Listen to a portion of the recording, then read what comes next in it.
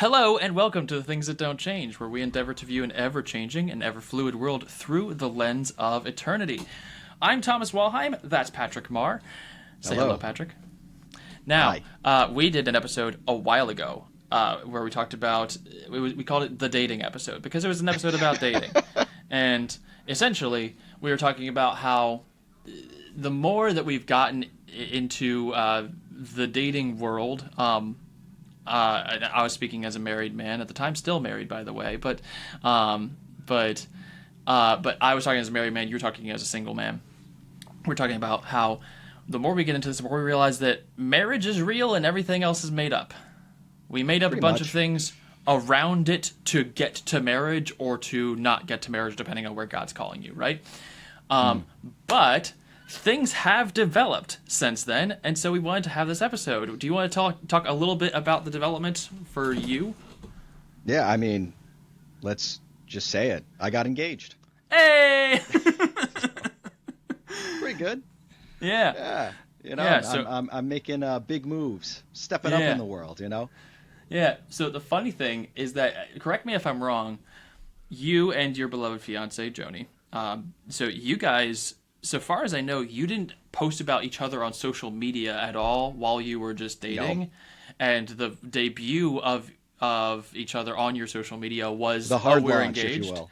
And and so it's funny that like you've gone from we're not really like publicly acknowledging each other on the internet to now we're talking about it on a podcast in like a space of a few weeks. What a switch But up. yes, congratulations. Well, it was so funny just because I really don't utilize social media at all. I haven't posted in years, to say the least. I people watch, but that's primarily the extent. And Joanie's very similar, except, she'll post memes on Facebook or whatever with her close friends. And about a couple of weeks into dating, we kind of just looked at each other and we go, how iconic would it be if we just pulled like a Zendaya and Tom Holland and just like out of nowhere announced that we were engaged? Of course, all our close friends knew we were dating, but right. But it was one of those you have to know us to know it sort of things. Exactly, which is kind of the way I prefer it, really. Yeah. You don't really got to know what's going on in my life. It's a wild thing. Like, there are so many things, and we talk about this very constantly on the show. We talk about it very constantly between each other, just in personal conversations. The things that are just kind of unnatural, that like, it is so unnatural. Like, I for a long time, all of my privacy settings on Facebook were just like, everything's public because I'm not posting anything super personal. And then I switched it later, but I realized I couldn't retroactively just say like, oh, I want all this private. And so I was on the phone with somebody from work one time, and they said, oh, I saw that you went to the beach. And I'm like, I haven't been to the beach in years. What are you talking about? I realized, oh, they're looking at pictures of like 23-year-old me at the beach with my friends.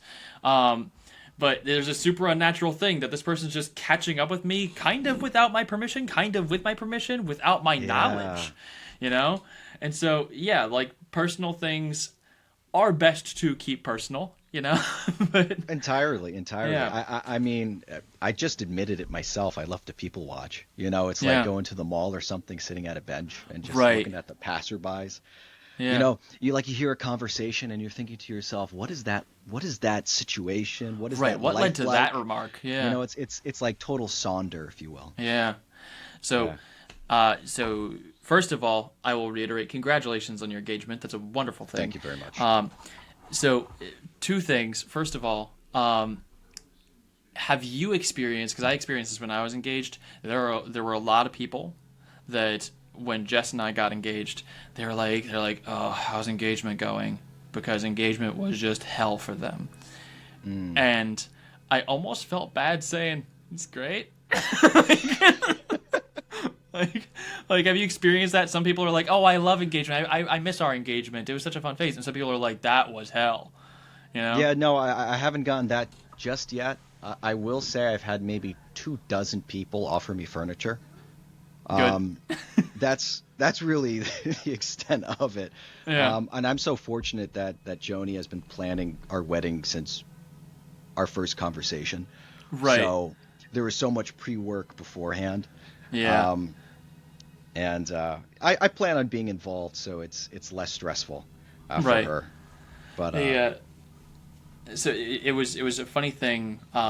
Like you and I talk about this very regularly. The sort of, and we'll get more into this later in the episode, but talking about the boomer humor surrounding marriage, the sort of I hate my spouse humor. Like it became unfashionable to actually like your husband or wife, and like it's such a funny thing that like people will say, I'm just like preparing you live on air right now for this, that people are gonna say like, oh my gosh, like how's engagement going? No, really, you can tell me. And when it's going well, you feel bad saying that because you're like, oh, are you okay? And it gets even worse the first year. First year of marriage was great. And people are just like, oh, how was the first year? Like, do you need to talk? And you feel guilty being like, I love my wife. Like, she's dope as hell. Like, Well, one of Joni and I's like inside jokes is we actually like each other. Right. You know what I mean? Like it's not just love. We actually like each other and we like hanging out and spending time. So I'm blessed in that sense where our personalities click so well. Where she's strong, I'm weak, and where I'm strong, she's weak. I'm just weak.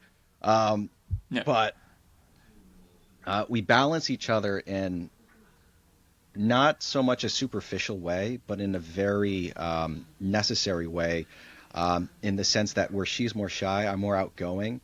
But we're compatible on, our foundational beliefs, on how we want to raise children, how we resolve conflict. All those really important factors were just so compatible, and I'm so blessed. And quite frankly, I'll spill the beans. My cold reach out to her was because we went to like a homeschool co-op together while back, like a decade and a half ago. And that's where you and I met. Yes, the same exact one. Yeah. But our moms always stayed in touch, and I would see them, in passing every now and then, like once every 2 years. But for like the past 4 years or so, everything on my Instagram Reels has just been stuff she liked, and it was all like really funny memes. Right. So my cold reach out was something to the effect of, I really appreciate the blessings you've bestowed upon me to my algorithm. And so, yeah, I know. So I do have to take a moment just to laugh at the irony of this. That I mentioned that the homeschool co-op that you guys met at is actually the same homeschool co-op that you and I met at. But there's delicious irony as you're talking about this on our podcast. This show actually started for much the same reason. Our moms stayed in touch, and so then after I had just gotten married, it was the day I got back from my honeymoon. Your mom reached out to me and said, "Hey, we're looking for someone to co-host this with Patrick. Do you wanna like get on board?" And I was like, "Sure." And so that's how you and I reconnected. So apparently, moms from that co-op staying connected is a real blessing in our lives. Particularly for me, I mean, almost all of my major relationships are people she set me up with. Right. I got the original text.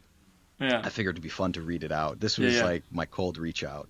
I know this is random, but I have to say thank you for your service. Since Instagram Reels inceptions, whatever you has liked affected my algorithm. In fact, almost every reel I see has been liked by you, and they're all quality memes. I'm sure it's a thankless job being a meme distributor, but just know I appreciate your work. That was my one-liner. That was my pickup. Yeah, that was your pickup line. That is so nauseatingly modern in a very cute way. Which is not normally something that I would say in a positive way, but no, that's great. So one of the things with me and Jess was that when we first got together, and I won't get into the whole story because I want to focus more on you right now, but so when we first got together, 2 days before I asked her out, it was like a scene from a movie, like a cheesy rom-com. I got together with my friend Peter, and we were talking about like his latest relationship and like how it had gone to the wayside, and they had recently broken up. Just checking in on him, how you doing? And he said, he's like sat back for a while and went, so what about you, man? Is there like someone special in your life? And I said the cheesiest thing I've ever said in my life. I was like, I don't know, man. There's this one girl. I'd love to marry her. I just have no idea how we get to dating. And that's very Hallmark of you. Right. But 2 years later, not 2 years later, 2 days later, I asked her out on a date. I was almost sure she was going to say no, like 100% certain she was going to say no. And then she said yes, and I was like, oh, I didn't get this far. I don't have a plan. So give me a second. But like, there is one of the things that we've talked about throughout our relationship is that complementarity that you're talking about, the way that you mesh with Joni. Like, there's this old idea of opposites attract, which is catchy because it's true scientifically, like the different polarities, negative and positive force, right. But it's like in terms of human relationships, opposites don't attract. Opposites really repel each other, but also people who are exactly alike don't really attract either. Yeah, like, they can get along. They might really butt heads. Like, when I was growing up with my sister Megan, we were so similar that we were always at each other's throats. Because it's like, if I'm upset with my sister, then what I really don't like is me. Right. and so it's like, you're projecting. Yeah. But like, when most human relationships, and especially in a marriage, complementary forces attract. Like, there's the idea of you have to have two complementary. Like, I explained it back in high school in this way, a bit cheesy, but I think it works. That was essentially like, if you take black and white and you put them together, you get gray. If you get blue and blue together, you get more blue. We already have blue. We don't need more blue. Whereas if you take a blue and a red, two complementary things, and they both give something of themselves to each other, then you get something new, something beautiful, purple. And that's really what human relationships are like, is we have to be able to balance each other out in some way, and then be willing to give of ourselves in the way that is necessary to do so, Yeah, entirely. And what a blessing it is to even find someone. Oh, absolutely. Because as we were talking about in the previous dating episode, the landscape is not great. No, not at all. I mean, even if you just look at, there's this one website where you can put in all the statistics you're looking for, down to like personality or even maybe income and height, like income, height, all of that. And oftentimes, your percentage of finding that person is like not even 0, right? Or rather, it's not even 1%. Right. It's like it's like I think they call it like the delusion calculator or something like that. Yeah. Because that's literally what it's for, is to say like, okay, tell me what you're looking for, and if you're being that specific, then we're going to show you how much you're deluded. Like you have no idea what's going on. Yeah. Because we have this, particularly in the online dating world, we have this sort of false idea of human shopping. Like we have this. We spoke about this in a previous episode of like the consumerism around dating. We have this inflated idea of plenty of fish in the sea. There aren't that many fish, particularly if you're looking for one specific fish that may or may not exist in this ocean. And so like, but if you're just saying, oh, I'm just looking for some fish, and well, then you're going to get a lot more. You want to have some standard of, oh, well, that fish is poisonous to me. I'm allergic to that fish, but this fish, if I prepare it in the right way, is really going to make a feast, So it's like we have this inflated idea of plenty of fish in the sea that really doesn't help. But because of that, people think, oh, I can make all of these qualifiers. Well, I'm looking for somebody who has this sort of personality, this sort of figure, this sort of income, this sort of whatever, right? And what ends up happening is that I'm going to yet again being the father of a 1-year-old, analogize this to a Disney movie. Sure. Because last night, we had Jess and I had Chris over, and we were watching Princess and the Frog. Have you ever seen Princess and the Frog? I have. So I hadn't seen it since I was a kid. Actually, a very good movie. I will say as a disclaimer to any of our listeners who might not be that familiar, the bad guy does a lot of voodoo in it. But he's the bad guy. But he's very clearly the bad guy. I'm going to go ahead and spoil it a little bit. That not only is he very clearly the bad guy, like no one's watching this movie and going, "I should do voodoo." Like it's like no, he's very clearly the bad guy, and also. At the end, he literally gets dragged to hell by the demons that he's been working with because of his sins against the God of Abraham. Like, it's really on the nose. Don't do voodoo. And so, like, but in any case, one of the main themes is what do you want versus what do you need? Like, that's the overarching theme of the movie. Oh, well, this is what I want. This is what I want. This is what I want. And it's like, the more that you built up the idea, your dream of what you want, and the more you get attached to that, the less you realize what you need, you know? And we keep putting these qualifiers in the dating world on, well, I'm looking for someone who does this. And so we close ourselves off, unfortunately, to, well, what do I need? And who knows that better than I do? God does. So looking at the people that God has put in our lives and say, like, I feel like this person affects me in a positive way that I didn't anticipate, right? Yeah. So ultimately, God can provide, you know. So even though it's 0.003% that person you're looking for, you know, just you wait, pray, and prepare for the sacrament. Right. Now, kind of branching off of that a little bit, what if you're in a relationship and you're just afraid to move forward? Yeah, so you and I have spoken about this before. Like, you and I spoke about this about, like, our previous relationships. Because we've been in the relationship in which either we or the other person was like, I don't know, I'm afraid to move forward. And it's like, here's the thing. We have this weird thing in society nowadays where we hold a higher standard for a new boyfriend or girlfriend than we do for our spouse. You know? Like, because there are two things you can fall into here. You can fall into the, I've been with someone for a while, but I'm afraid to move forward. Or you can be with the, I've been with this person a while, and so it feels like the next logical step is that we should get married, even if our relationship isn't one that's meant for marriage. You know? Right.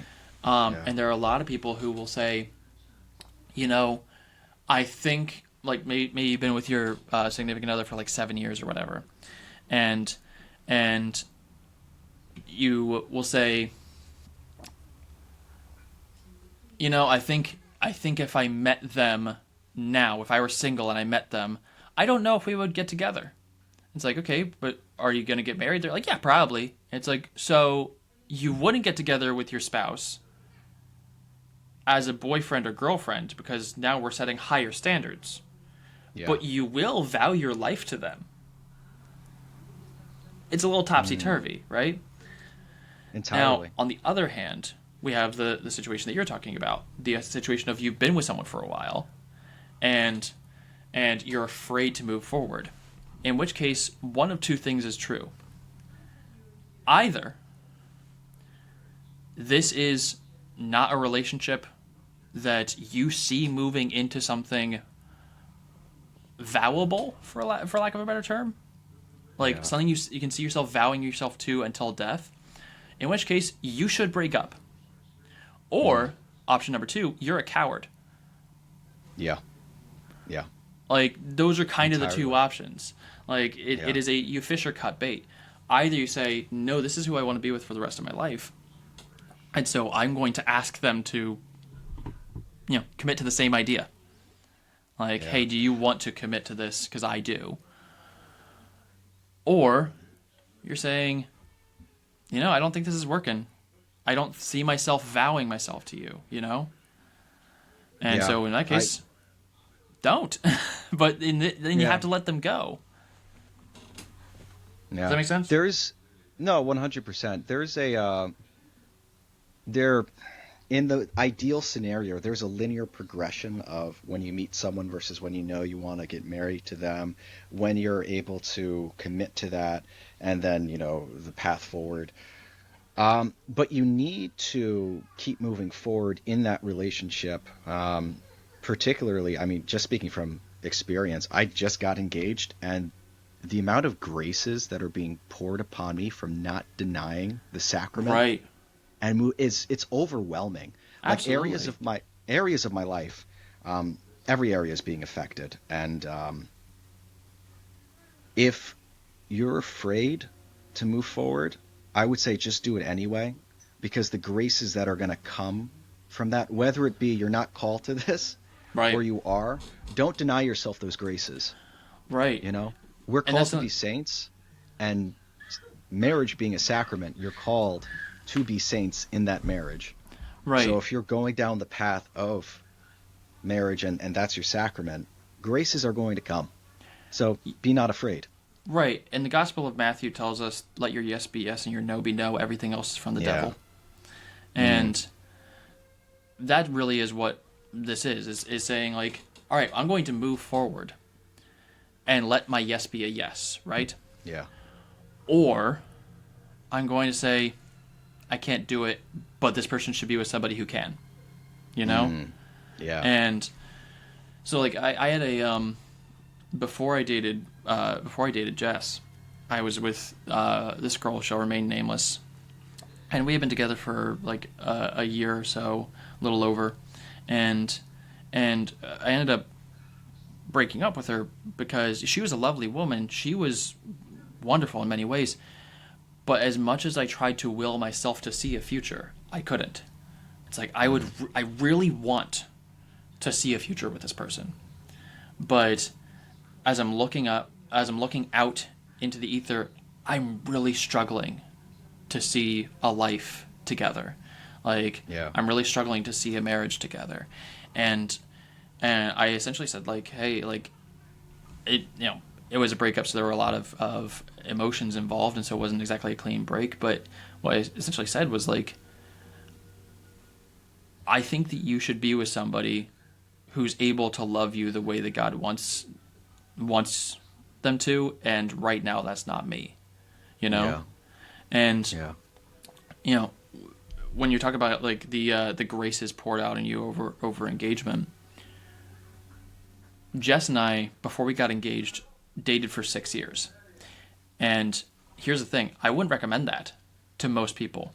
But at the same time, I'm also glad that we did. Our story is our story, and I own that. It's sort of be like, that helped us in many ways, but also that's not really necessary to date for that long, and in many cases can be sort of perilous to do so. But that was our story. That was sort of the way in which our relationship progressed. And I remember saying to my sister, I told her, hey, just so you know, I'm going to be proposing to Jess soon, and it had been years, and she said, just out of love, she sort of went like, okay, if you don't mind my asking, what changed? Because, it's been a few years, like, what changed? And I said, this is going to sound so stupid. What changed is that I realized I could. Like, I always wanted to marry her, but I had these preconceived notions of, but before I propose to her, I have to get X, Y, or Z in line in my life. Yeah. Like, I need to be making a certain amount of money. I need to have the house set up. I need to have, like, a bunch of things set out before me that I currently don't have. And after, like, a few conversations with Jess, like, it became clear. She was like, I'd rather that we figure it out as husband and wife. And so one of the funny things is that you always tell people, and this is very true, marriage will not solve your problems in your relationship. Like, if you have problems in your relationship, marriage won't solve them. Except for, and this is kind of the cases that we don't really often talk about. Jess and I always talk about, the irony is the main problem in our relationship was that we weren't married. Right. And so that our problem actually was solved by getting married, It was like, it's just sort of, we have a good relationship, but we're lacking the marriage graces. And and so our problem is that we need the sacrament. Our problem is that we need God to enter into this formally. You know, we need to invite him in, you know? Yeah, so it's no, like, it makes a lot of sense. The yeah. flesh desires to be one. Right. And it's like our problem was just that we needed the marriage graces, and like once we got married, we were like, why did we put this off? This is great. This is way better. You know? Like, because you said there was that palpable grace in our lives that was just sort of this is what we've been missing for all this time, you know? I'm going to ask you a question that I've already asked you, but not on air, so we're going to do it again. Oh, okay. Day after you got engaged, I was at your house, and I said to you, hey, between you and me, how much better does it feel to say fiancé than girlfriend? It's palpable. You know, it feels so childish to say, "Oh, my girlfriend." You know, I feel like I'm in middle school. Right. But to say fiance, it's like it's tangible, it's real. It's if I'm speaking to a client, you know, I can't do that. I have an engagement with my fiance rather than I'm hanging out with my girlfriend. Right. You know what I mean? It just 100%. Like it starts to feel like a childish thing to say, and I'm not saying this. I'm not saying to knock the idea of a boyfriend and girlfriend. Like we made up that system, and it works rather well. You know, but it's supposed to be a means to an end, and people sometimes get stuck in the means. It's like, we're boyfriend girlfriend. We've been dating for like 12 years, and it's like, all right, then you probably should have progressed to something real. You know? Yeah. And it's like. Boyfriends and girlfriends are a good thing to have, but there's something. Apologies if you're hearing my crying 1-year-old right now, but only slightly.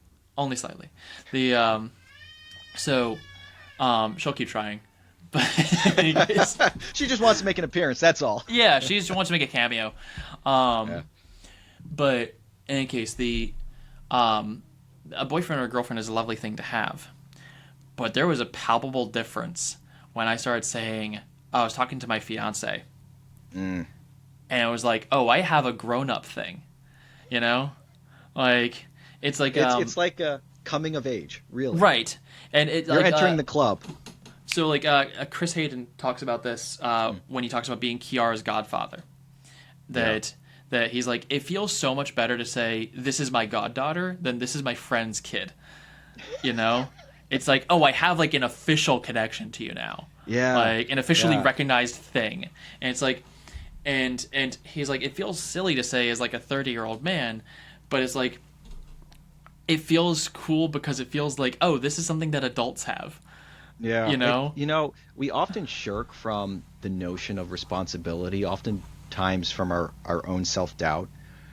It's scary to be responsible of something. Yeah. But when you fully embrace that responsibility, there's no, I don't want to use the term proud, but there's no prouder moment. I think you know what I'm trying to say. Then there's no much more you can feel no much more gratitude than when someone has entrusted you with a responsibility. Right. You know, it's like, me. Right. Which is also like why it's why you have that gravitas to being like, will you be the godfather, godmother of my child? It's also why you have that gravitas of, will you be the other half of this unit with me? Like, will you become one flesh with me? Will you be the father or mother of my child? Like, will you vow yourself to me and accept the gift of myself, unworthy as I am? Like, but it feels so much cooler, for lack of a better term. Like, you're enjoying fiance right now. Just wait until you can say wife. You know? Yeah. I know. I was in an argument with my not really an argument. Right. But one of the bathrooms in the house is a mess. And we're currently going through a lot of construction. Yeah. And such. But Joni was in, the messy bathroom. And my younger brother comes up to me, your girlfriend is in the bathroom? How dare you?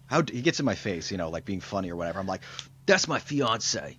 you talked about her with respect. Yeah. It's just like this funny thing. It's one of those like, don't talk to your mother that way. Don't take that tone. Yeah. But yeah, like because, like I said, and like we said in a previous episode, Yeah. dating, being boyfriend, girlfriend, courtship, all those things, it's like those are all systems that we made up to get to something real, to discern whether or not you were cut out for this something real with this person. And they work relatively well, like the various systems that we made up over the years. But it's like, when you say my fiance, or when you say my wife, when you say my husband, if you're a woman, you've had this feeling of, I've graduated into something real. I've left behind the make-believe. Like, because after a while, saying, oh, this is my girlfriend, like, if you've, like, just gotten together with a person within, within the first year, it's like, saying, oh, this is my girlfriend, feels not unnatural because you just started dating, you know? Yeah. But after a little while, it starts to feel like when you're in middle school and your mom goes, oh, and this is Patrick's special friend. You know? Oh. It starts to feel like little. And so it's like graduating into that something real, something solid. Like, we are betrothed. We are engaged. We are planning a wedding together. We're approaching a sacrament together. And then you get married, and it's like, oh, this is the person that I'm with until one of us dies. You know? Yeah. Like, from the offset or from the outside, it's such a scary thought, like to look in on it. But like when you're in the midst of that, it's incredible. You know, you feel yourself going through.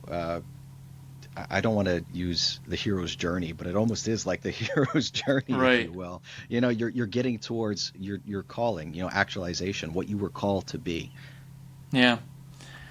And like, in a way, I still feel weird sometimes saying, oh, I was talking to my wife, because it feels like, even though I'm not, it's just, that's how I can refer to her. When I'm saying that to somebody, it almost feels strange because it feels like I'm still pretty young into this, and so it kind of, I have the insecurity of, does it seem like I'm trying to put out there that I have a wife, like I'm bragging, you know? Right.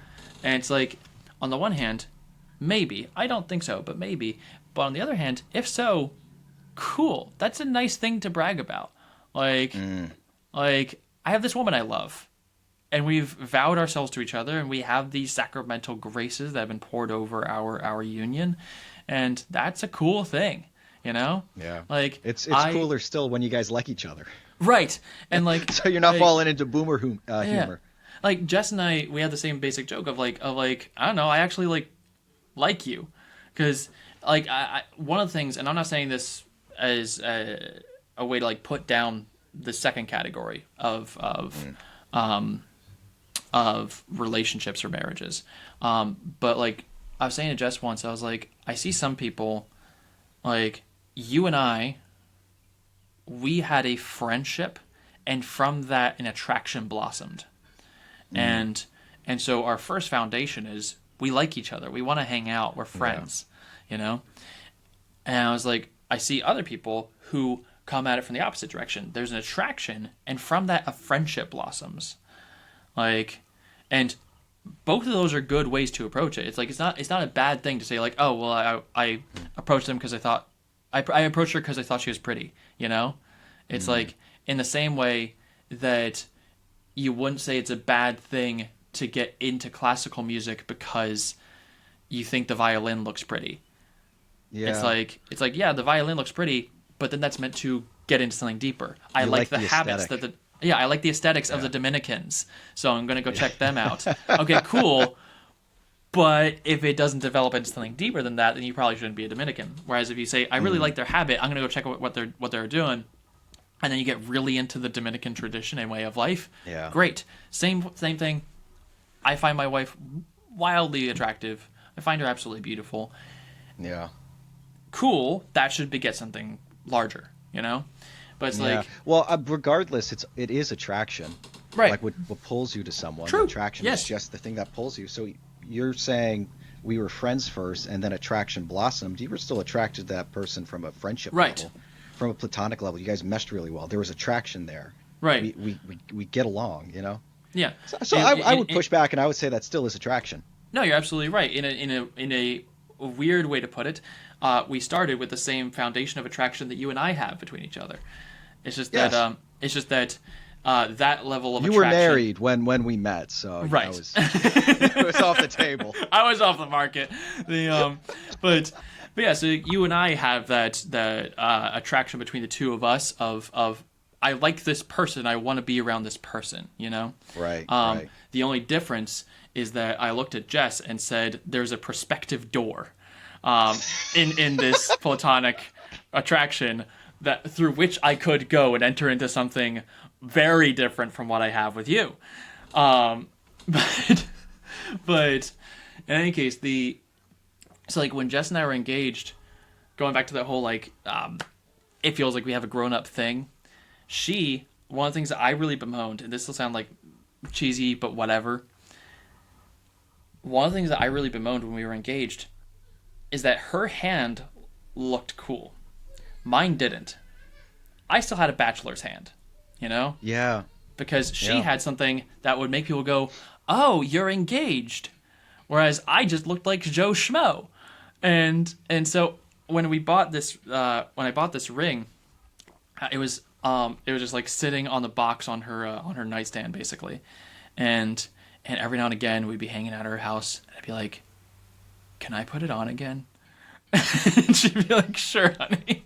And so I put on the ring and I'd be like, "It just looks so cool. It looks like oh, like my dad had a hand like that, you know?" Yeah. Like it's just it felt like, oh, this is what my hand will look like once I've entered into a vocation, you know? You know, in the the same funniest way thing that about in the same way that a seminarian or an altar would be like, "Could I put on the collar for a second?" Yeah. You know? Yeah. Just to try it, you know? I'm like fairly positive. We can fact check me on this if you want, but I'm fairly positive the engagement ring only came about because people were tired of trading like sheep and horses.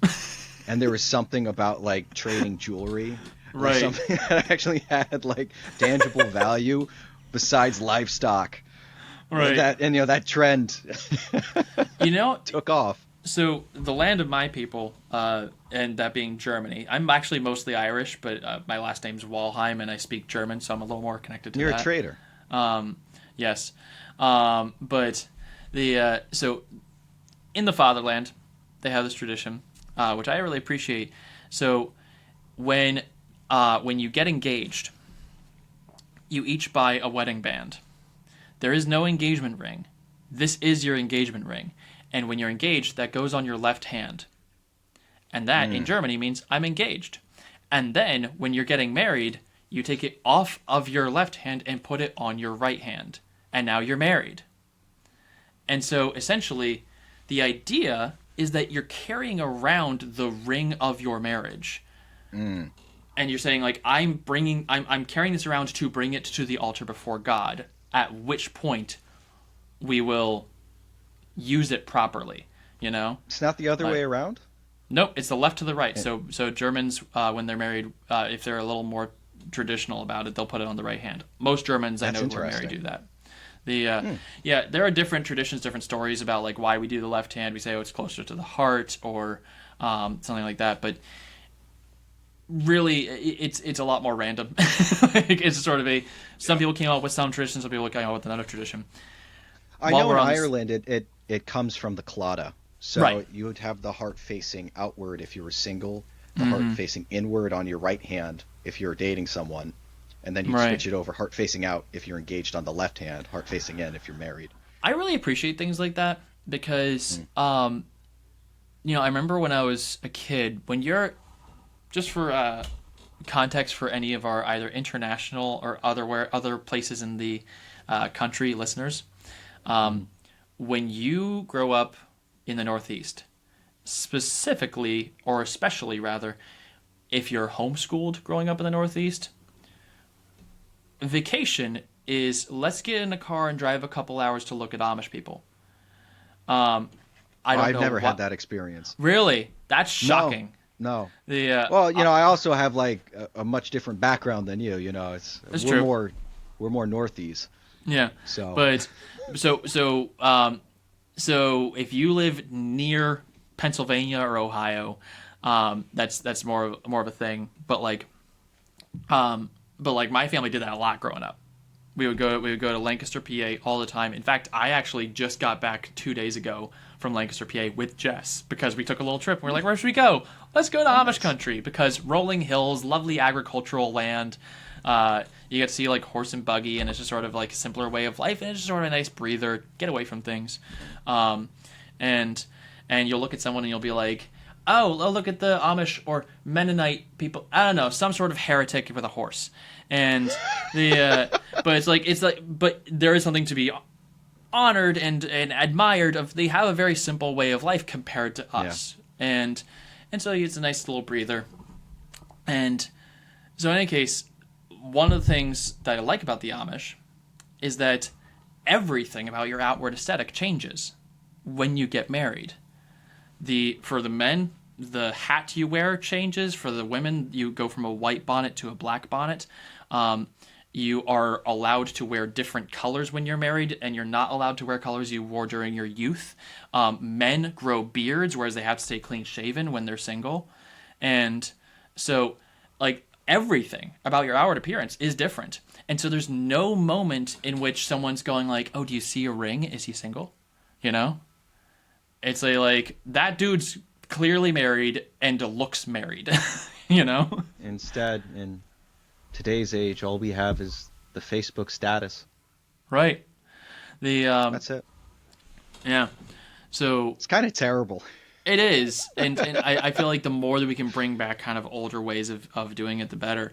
But yeah. But yeah, so like, you ever thought about the irony, how much we hate technology and social media, and yet we're doing this? Here we are doing this over the internet for the internet. I know. Yeah, I described myself before as an aspiring Luddite. You called yourself a troglodyte, and then we had to Google what that meant. You're like, oh, I know like a triple word score word in Scrabble, and I think I vaguely know what I'm talking about. So yeah. Well, now it's ingrained in my memory. I'll never forget. Yeah, now we'll never forget. I'll never forget it. I didn't even know it at the time. Yeah. But yeah, so like, it is strange. Like I was saying to Jess a while ago, I'm not even overly fond of the average person having a car, and we have two, because there's something that once, like, there is a certain convenience to it. Like when my daughter was being born and I had to like rush my wife to the hospital, thank God we have a car, you know? Like, so I don't ignore the blessing of it. I'm not like, oh, what a terrible curse. I'm just also acknowledging the sacrifice that came with the car. So one of the sacrifices that came with the average person having access to transportation to faraway places is that we as a society tend to be less invested in our immediate village. Like, I don't know who my neighbor over there is. But I know a lot of people who are a half hour to an hour and a half away. You know? And so one of the weird things is that, like, I'm not overly fond, for those reasons, of cars. However, so many technological things had to happen for me and Jess to be married now. Like, so many advances had to happen over the last few decades even, that like, when I met Jess, I met her an hour away from my house at a retreat. And then I wanted to keep seeing her, and so I went to her Newman Club at Stockton University, which was an hour and 10 minutes away from my house. And then I was going there several times a week, spending a lot on gas, but okay, I have a vehicle that can take me to and fro, right?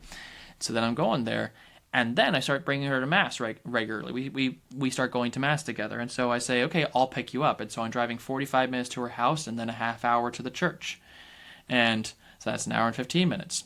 And then we started dating, and okay, well, we want to see each other. We want to get a parish together. We want to be at our parish together. And so that was a lot of driving. So driving alone, sure. Then 2020 happens, and watch party isn't a thing yet. But we do say, hey, for the first couple weeks, no one knows what's going on. So for the first couple weeks, it was okay, our way to stay in touch is to like call each other on the phone, maybe watch something at the same time, and we had to synchronize hitting play. And so that's how we watched the series Grimm and Once Upon a Time together. And it's like we had a lot of those things. I haven't watched Once Upon a Time, but I hear it's worth a watch. From Once Upon a Time's great. I will say recommendation to any of our listeners. I've talked about Once Upon a Time multiple times on this program, but Once Upon a Time's great. I know I used program like an old man again, but in any case, Once Upon a Time is great because Once Upon a Time, the whole overarching theme is that no one is beyond redemption. And I appreciate that they do that theme, which is a very Catholic, very Christian theme, but they also have proper villains. It's like no one's beyond redemption, but they're definitely a villain right now. You know? So give it time, they won't be. But they have to go through a lot of rehabilitation to get there. And it's not just sort of a like, oh, well, they're good now. It's all right, now they're trying to be good, but that's a struggle because it goes against all the habits that they've created, all the ways of thinking that they have to unlearn, you know? Yeah. And so it's a beautiful series in bringing everyone from that dark place into that light place. Some good characters become the bad guys at some point and then have to be brought back. Some of them are brought back by the previous villains who are like, I get it, you know? Like, I get that redemption doesn't seem possible. And that goes on for 6 wonderful seasons, and then season 7 happens. You don't have to watch it. Season 7 is a completely different show with completely different characters that for some reason is under that sandwich of, sure, this is Once Upon a Time. We just shoved it in there. 3 of the remaining cast members are still there, and everyone else is gone.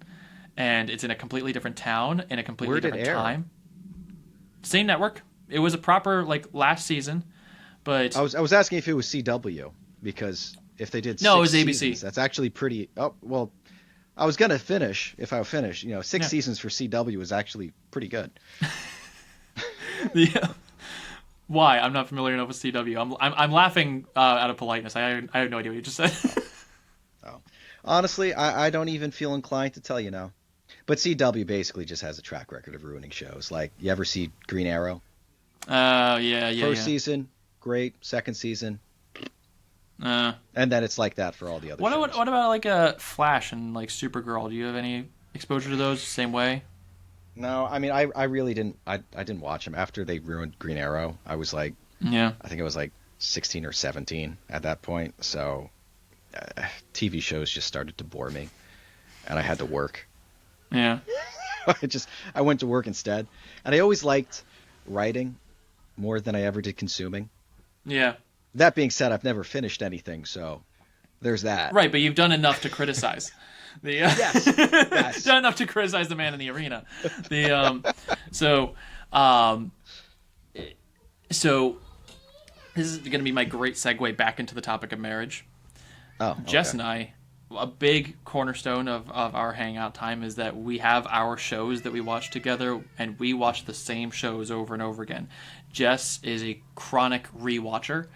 She says that she's like, if I watch something that I've already seen, then I don't have any emotional stakes. You know? It's safe. It's safe.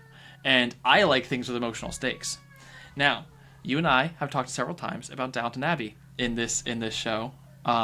Yes. Do you know what Jess is inside watching by herself right now?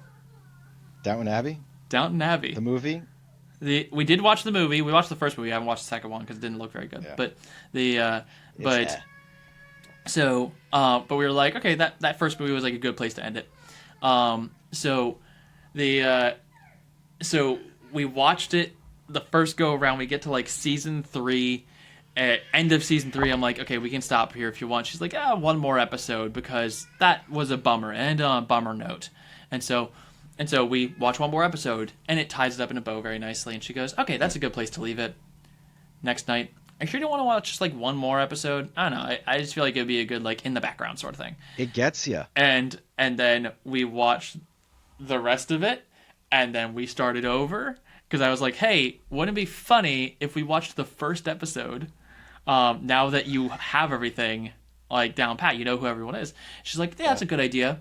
And now we're in season 4 again, and she's just watching it like while I'm at work, and it catches you.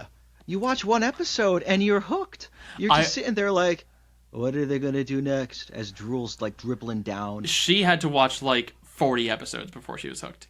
But okay. Here's the funny thing is that she's resilient. Yeah. So here's the funny thing is that season 2, it's World War I, and Matthew Crawley, who is one of the central most characters, is fighting in the trenches, and like big dramatic things are happening, like bombs exploding everywhere, and she's watching this for the second time, and we're like halfway through season 2, and she says to me, she's like, oh, you see, this is so much different now, because I was watching this the first time, having gotten through a season and a half of the show in which he's in every episode, and she's like, I was watching this the whole time going like, who the heck is that?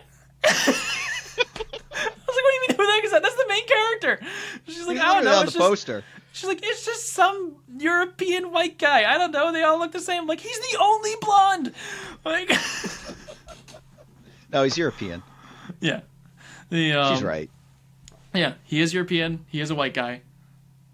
They all are. Unless you're watching Bridgerton. Yeah, which, personally, I won't. Have you ever watched Bridgerton? No. Yeah. It's like, so far as I can tell, and apologies if this is slanderous and it's untrue, but this is just so far as I've heard, it's like Downton Abbey if it was if they added porn. Getting it on. Yeah. Getting it on, yeah. It's Downton Abbey if they added porn to it. Yeah. So except worse. Yeah, so I have no interest in that. No. But that's a weird thing. I don't understand how many, like, there are a lot of like really lovely Catholic people that I know that are super into Bridgerton or super into Game of Thrones, and I'm like, how do you justify feeding your soul that regularly? Like, yeah, I don't get it. The story, it gets you hooked, and then you start watching, and then you tell yourself, oh, I'm just watching it for the plot, and then you realize sexposition is a thing, which if you don't know, that's a term meaning you're putting exposition in the sex scenes, so now you're forced to watch the explicit scenes, and so in order to get the story. But essentially, like the men who used to say that they were getting the Sports Illustrated swimsuit edition for the articles, it's like even if that were true, which it probably isn't, the second time you get it, you're not. Like, the second time you get the when you get next year's edition, you don't have an excuse. Like, you're not getting this for the articles. Like, in the same way, it's like if you get through one episode with something really graphic and really like in your face, and you're like, oh, well, that was a lot, but maybe that was just they're trying to get buzzed for the pilot. Then you go into the second episode. Oh, more. Yeah. Like, once you get a few episodes in, you had to go like, okay, can I justify feeding this to my soul on a regular basis? Yeah. So it's a slippery slope because you always tell yourself, oh, I can handle it. Right. It's not gonna mess me up, but you don't know seeing that is gonna do to you in a month. So, I will ask, and this is going to be completely abandoning our current conversation to get back to our previous conversation, with absolutely no transition. But I will ask, you're engaged, which feels cooler than saying you have a girlfriend, but also is technically still one of those things that we kind of made up. A little less so, because we do have actual like betrothals as a thing throughout antiquity and throughout the church. But it's like you've yet to get to the big one, the big day. Is there anything that you, looking at the time ahead, because you guys are going to be engaged for, trying to do the math in my head, like just over 10 months. Yeah, just over 10 months. Like from now. Yeah. Jess and I were engaged 7 months.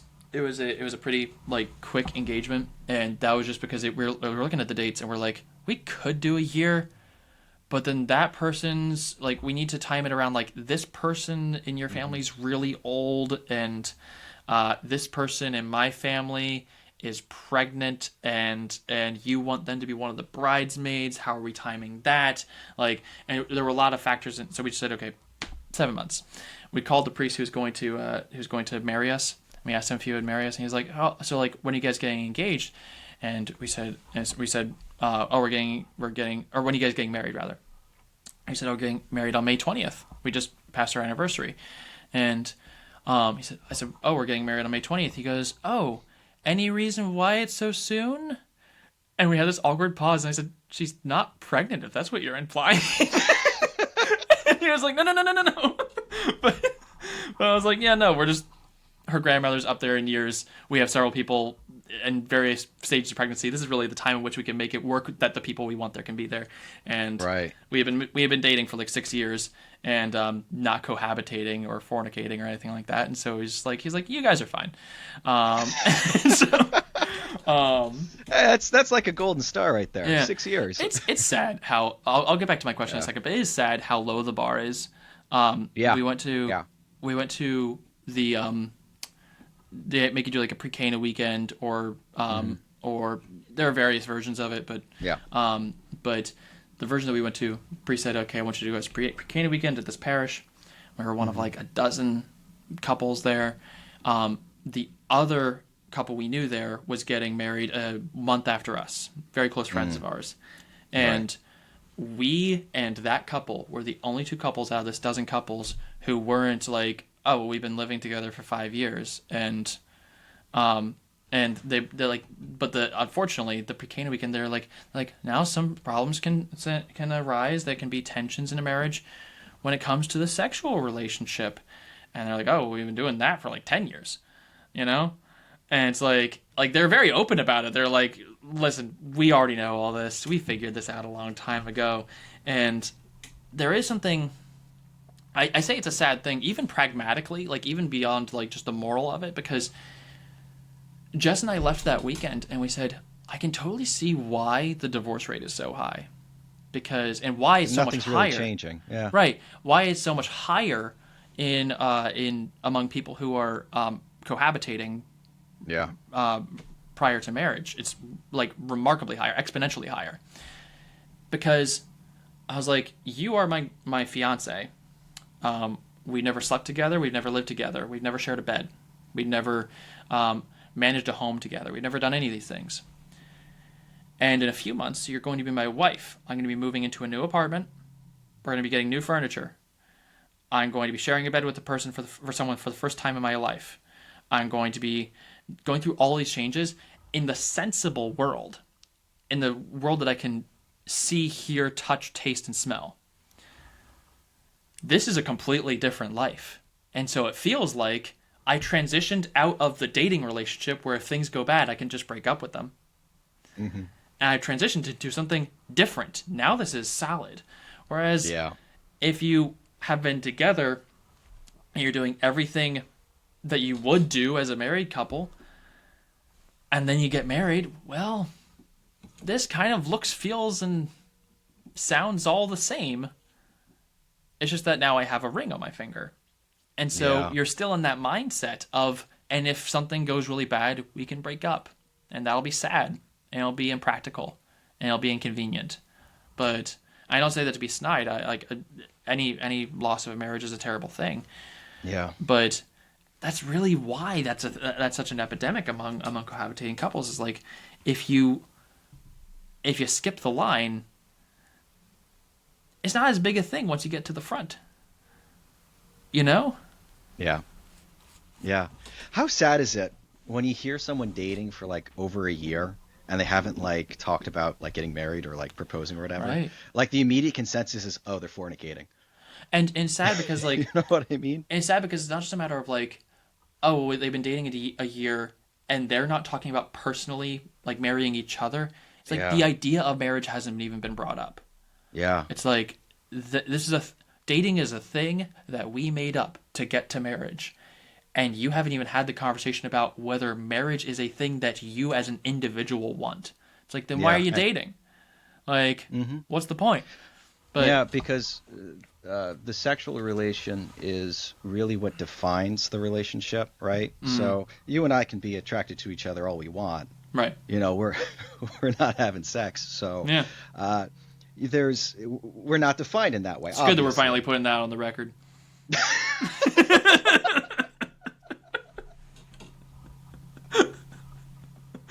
make sure people have a little DTR between the two of us.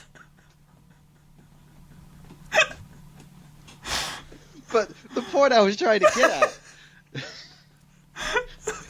was the sexual act is what defines the relationship between man and wife. Right. Right? So if you're willy-nilly performing the sexual act with anyone, right, you're biologically, oh, that's my wife.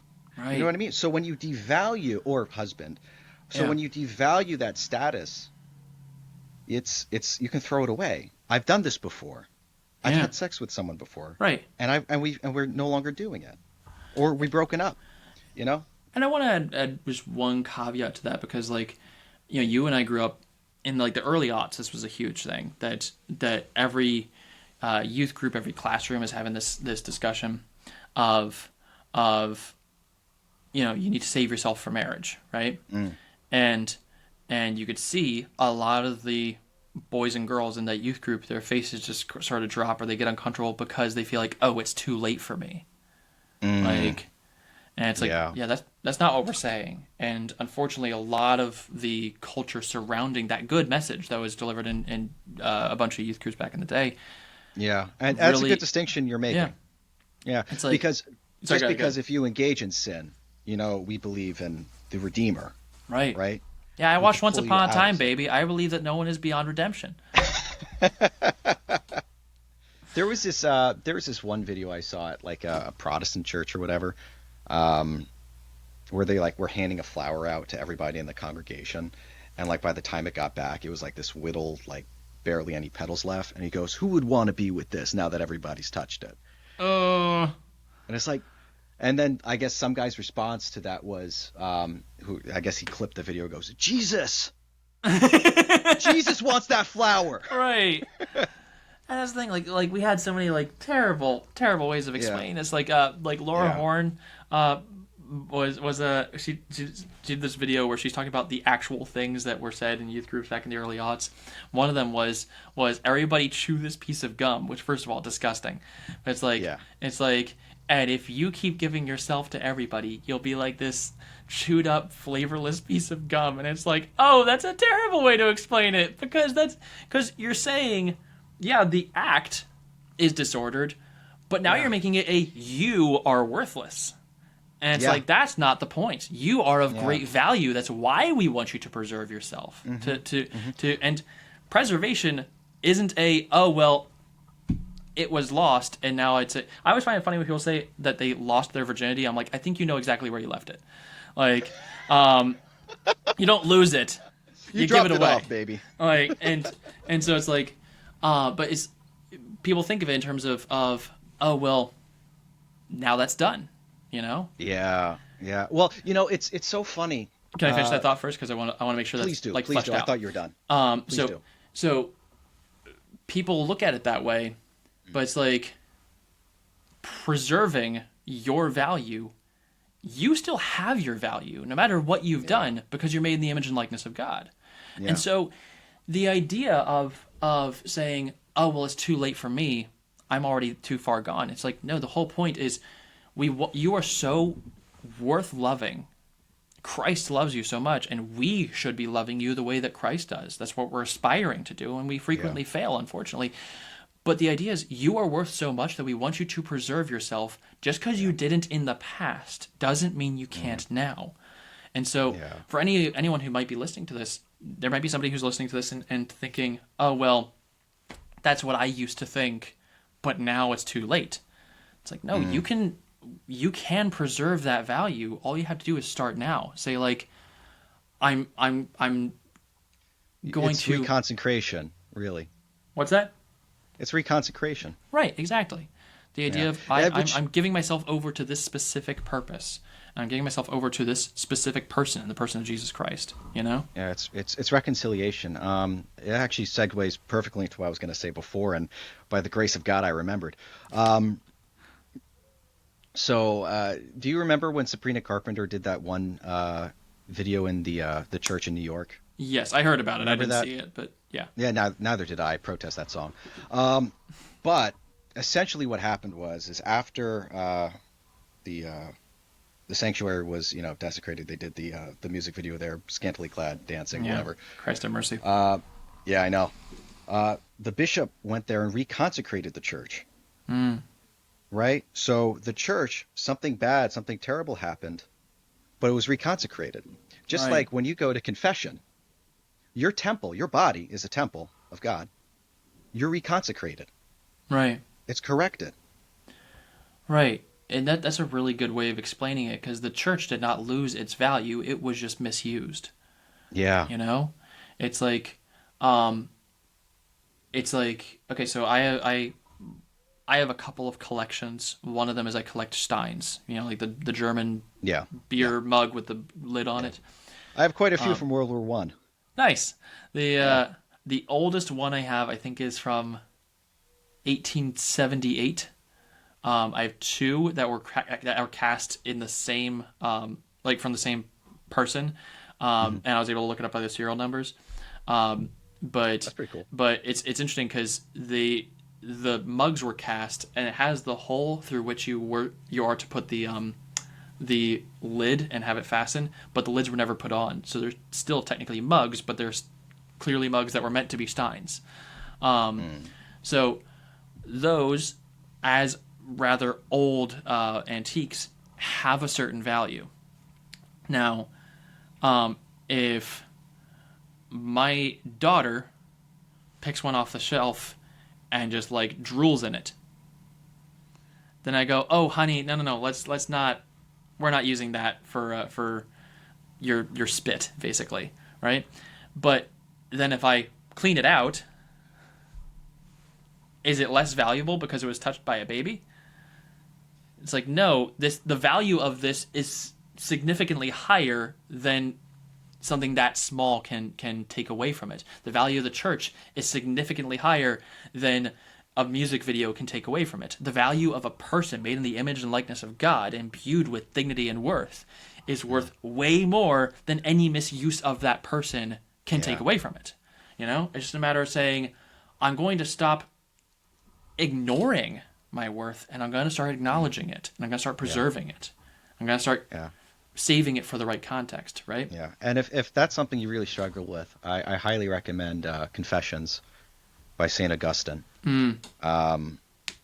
He was, he struggled with carnality and became, one of, if not the greatest early church father.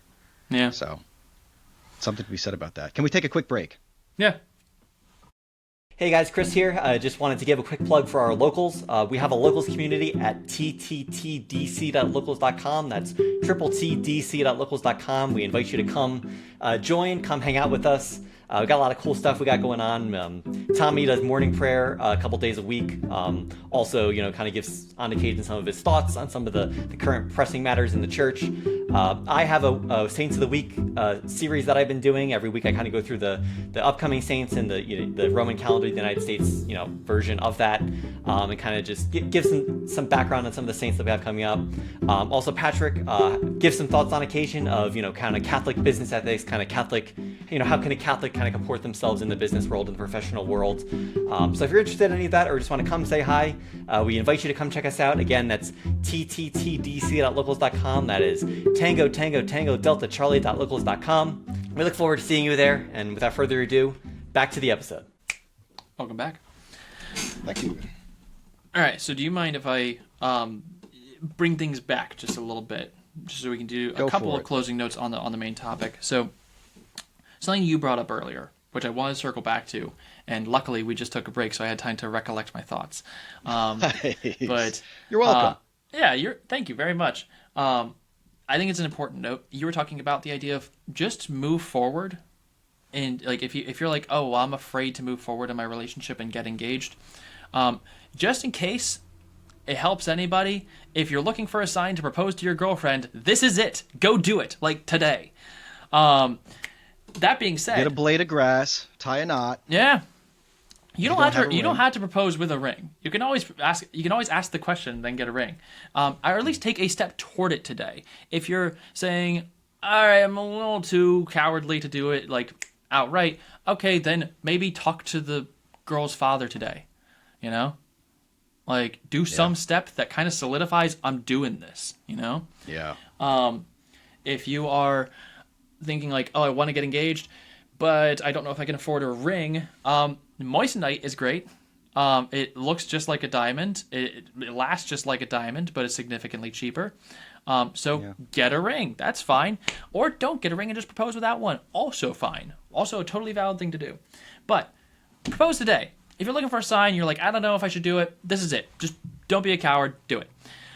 Now, the important caveat here is that you said push forward and you'll be given the grace, even if that's the grace to back out. Something that a lot of people struggle with is that they get engaged because they feel like they should. And then breaking off an engagement is harder than breaking off a relationship. Why? Yeah. Because there are more stakes. If I break up with my girlfriend, then she's disappointed. But if I break off an engagement, a lot of people, a lot of people are disappointed. People have already bought their suit or dress or whatever for this. We aren't going to be able to get the deposit back on the venue.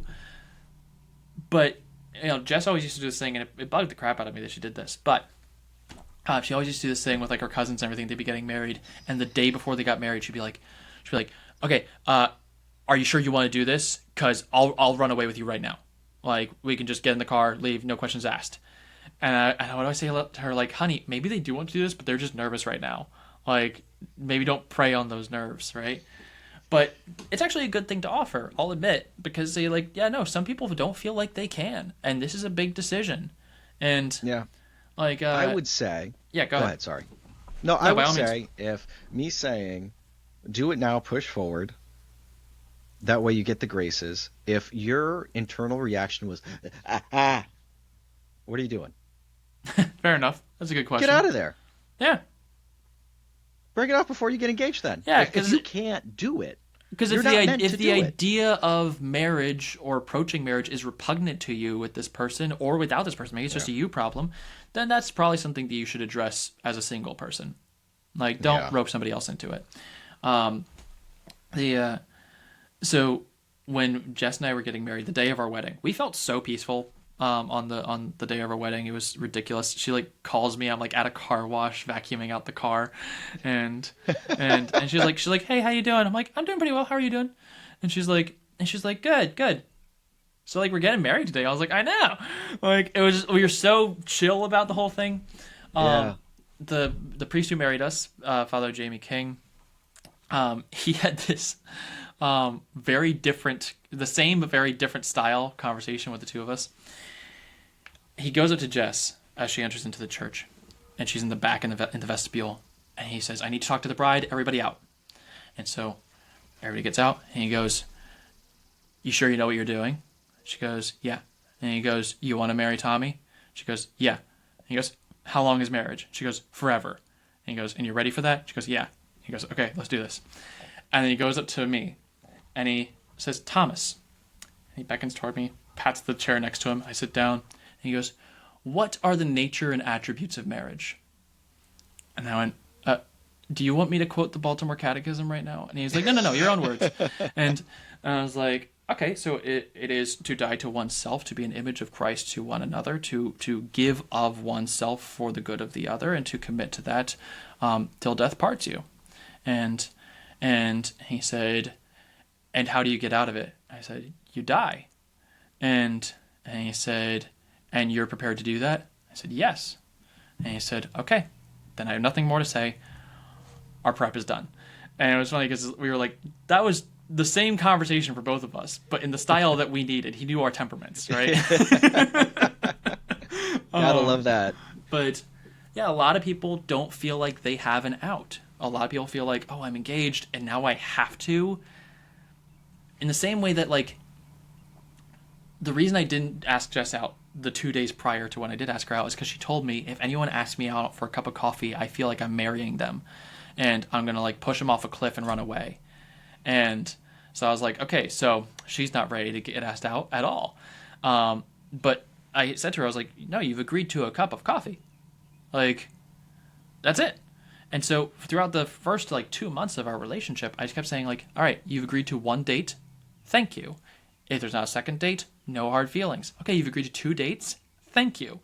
If there's no third date, no hard feelings. And it was like, all right, you've agreed to 12 dates. Thank you. But I kept reinforcing the idea of like, you haven't committed anything to me. Like, we're just trying this. Engagement is the same thing. It's saying we are trying to approach marriage. And I'll get into this a little more heavily first, but first I'll give you a chance to talk. But also, this is the time, this is the final phase for you to say, this is the time for me to decide who I'm going to be in this marriage and start being that person. Yeah. You know? Like, the type of fiance you are is indicative of the type of spouse you will be. You know? So, yeah. Any thoughts on any of that? No, I have thoughts, but I'm not really much to add. To branch off, so if you wanted to do your other thought, feel free. I think you did a pretty good job explaining that one. Thank you. Appreciate it. But yeah, like I'll just sort of expand on that thought, just kind of as a last note. If you are, let's say that you're one of those trad Catholics who just wants your wife barefoot and pregnant in the kitchen, right? And to be clear, I'm not even saying that as a negative thing. I'm just describing a type of person. Because a lot of people say that as oh, well, that's what like more trad or more conservative men want. And I'm like, well, you're not wrong. But like, let's say that's what you want. You want to be the head of the house, you know? You want to be the head of the family. You want to be the provider and have your wife at home with the kids, things like that. Like, let's just say that that's your image.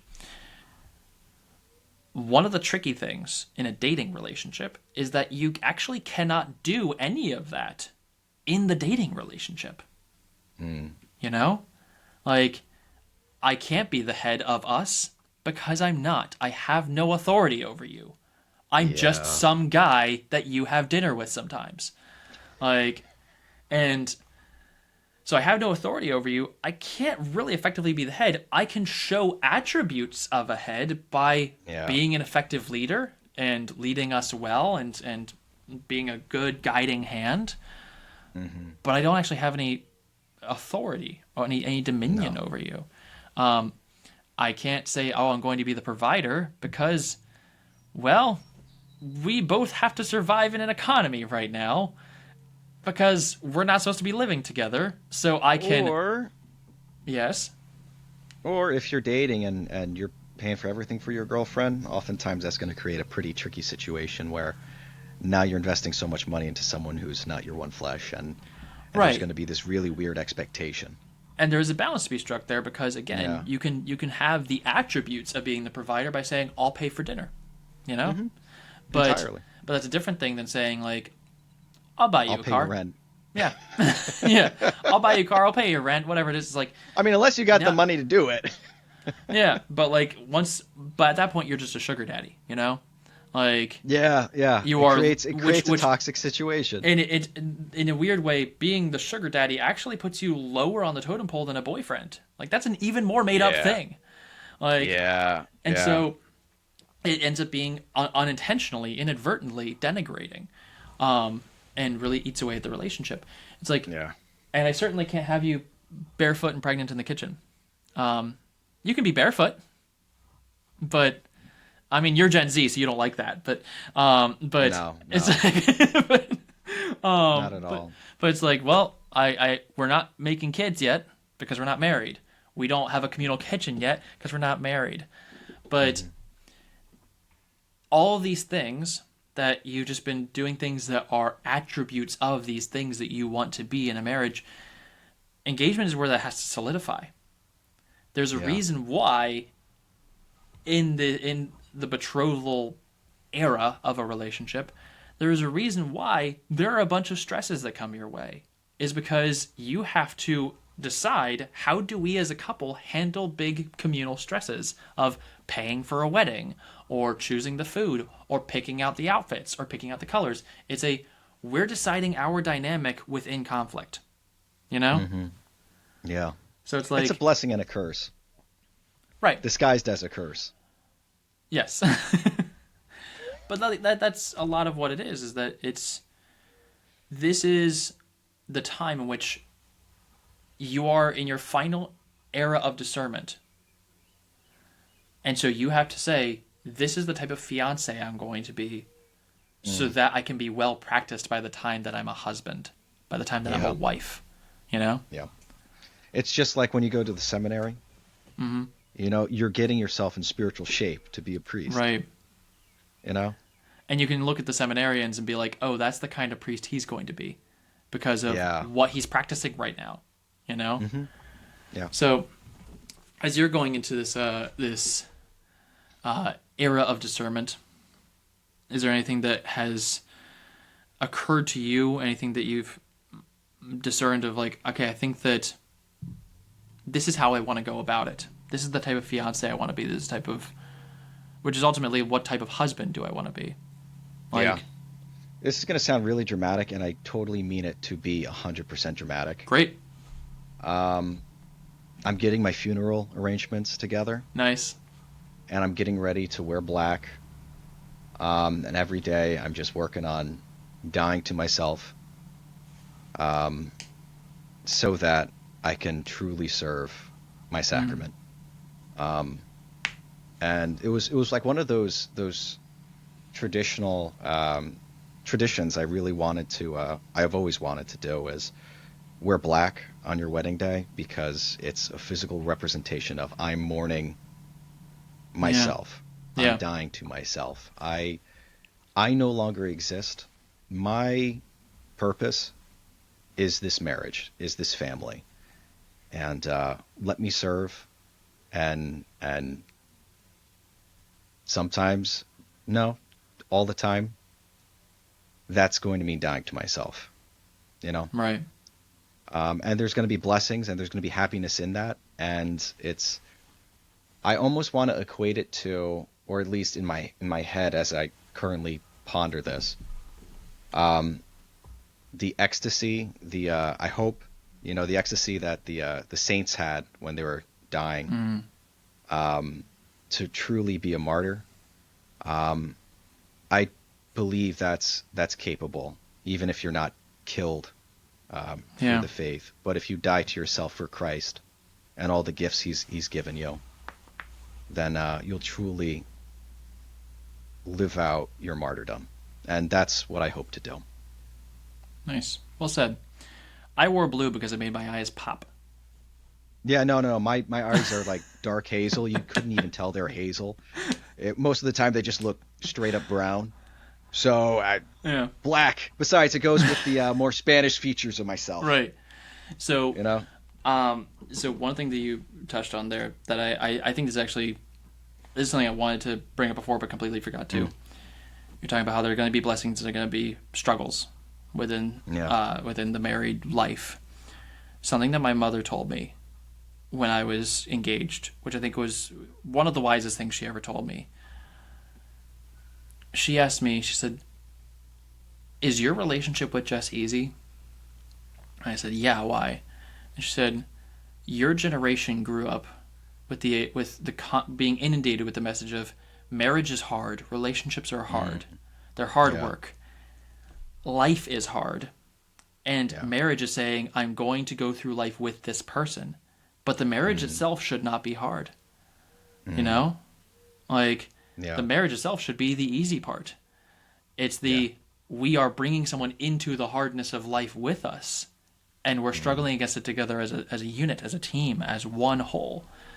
But I do think that's an important thing to put out there. A lot of people will think that, oh, well, I really struggle in this relationship, but that's what relationships are. That's what a marriage is. It's like, that's actually not how it's meant to be.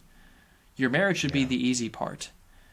The things surrounding your marriage in your life might be difficult, but being with the person isn't meant to be difficult, you know?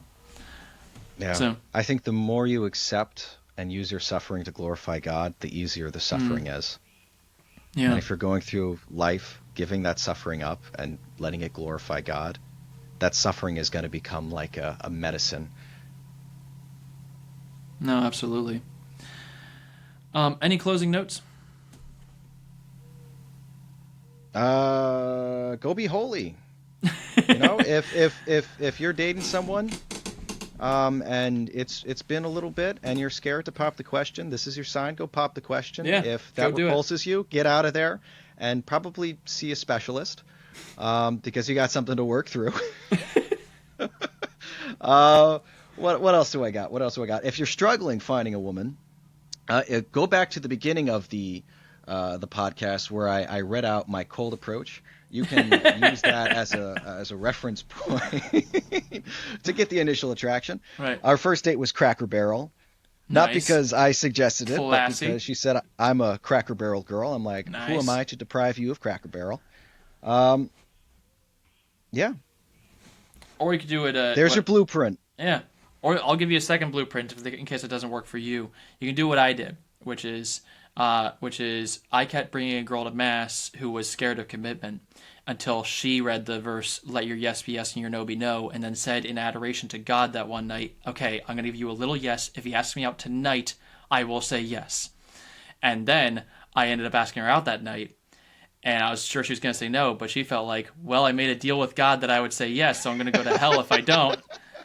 And so if you can ever get a beautiful girl in the position of she's either choosing you or eternal damnation, you're golden.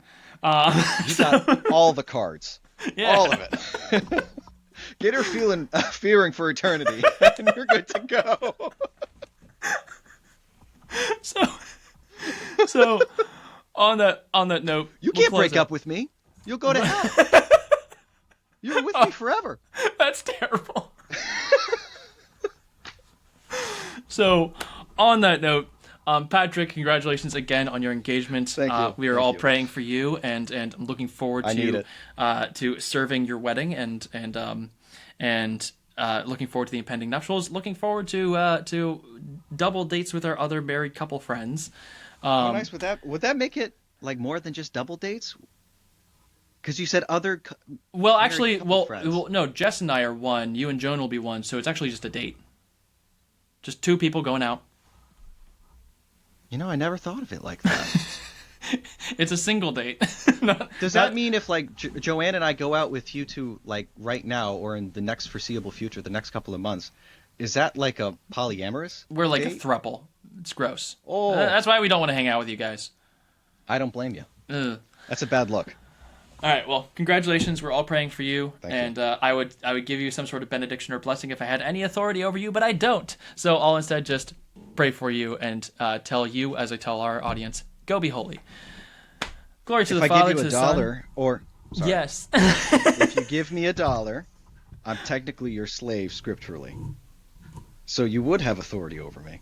There we go. So this is your way of peddling $1 out of me. Yeah, I want the benediction. Cool. All right. Glory to the Father, to the Son, to the Holy Spirit. As it was in the beginning, is now, and ever shall be, world without end. Amen. Go propose to your girlfriends and go be holy.